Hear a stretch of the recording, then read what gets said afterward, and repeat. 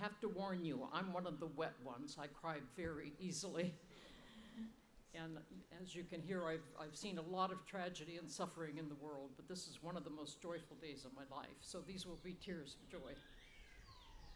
My greatest thanks to President Starr, to the Board of Trustees, the faculty and staff of Pomona College, and especially to the students for this amazing honor. I will treasure it. By honoring me, you are honoring the profession of volunteerism. I want to say that again, volunteerism. I have worked as a volunteer for many organizations, national and international organizations, and the rewards have been so great. I'm grateful that my husband and family always supported my work. I want to tell you that Ron and I have very deep roots in the Claremont colleges. Ron chaired the Claremont Graduate School and the overall Board of Fellows from 1984 to 1994, so we spent a lot of time out here during those 10 years.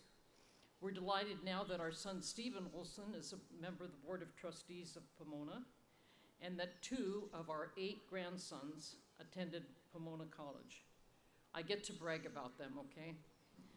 Graham Olson, who graduated in 2022, and Matthias Olson, who's a member of this class, both played on the Sage Hens football team, so I tend to know the football players out in the audience. I'm glad you're wearing the orange sashes.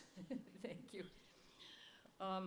Matthias had to take a semester off because of his football injury this fall, but he is here today cheering for his class and will be back next fall, so we'll be out here chirping for Pomona again from the bleachers. I want to tell you that looking out at this beautiful class really takes me back to my own college days, which were a long time ago.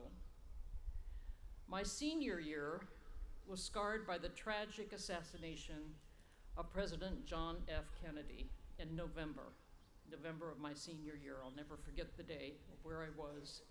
I think everyone remembers that day. JFK was only 43 years old when he was elected President of the United States, and he brought so much hope. In his inaugural address, he inspired my generation with his famous admonition, "Ask not what your country can do for you. Ask what you can do for your country." President Kennedy valued America's mission as a nation dedicated to the preservation of human rights. He created the Alliance for Progress and the Peace Corps, which many of my classmates joined right out of college. Both programs focused on giving aid to developing nations. I interpreted President Kennedy's challenge this way: ask what you can do for the world. And I hope that you will expand your views also, because it is a world in great need. For many decades, I have traveled with human rights and humanitarian organizations throughout the world, visiting war zones, places of extreme poverty and disease. As a journalist, I kept detailed notes and took photographs for reports that described the conditions and advocated for the needs of survivors, victims, and refugees. During the COVID shutdown, I finally found the time, and I used my journals to write a book titled World Citizen: Journals of a Humanitarian, which tells stories of victims and honors them as survivors. There's a very big difference between being a victim and being a survivor, and the difference really involves choice. It is hard to relate to statistics. Big numbers are overwhelming, but one person's story can open your heart, cause you to cry, of course, and makes you consider, what can I do to make a difference?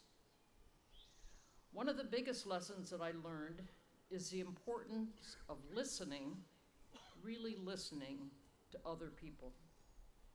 You learn so much from focused listening, and often we're so busy thinking about what we want to say that we don't hear what's being said to us. Listening is a kindness. Kindness is one of the healing energies that I discovered in all of my work. I always came with love and with kindness for everyone. And I hope you will try to be kind to everyone, all of the time. Offer a hand to those who are in need. You will never know how or when or even if, but I promise that it will make a difference and it will matter. I'm so proud of you, and I only have 8 grandsons, so I'm happy to adopt any additional, and I especially need some girls. Anyone in this class who needs a grandma, come see me afterwards. Congratulations, class of 2026. I'm so proud of you.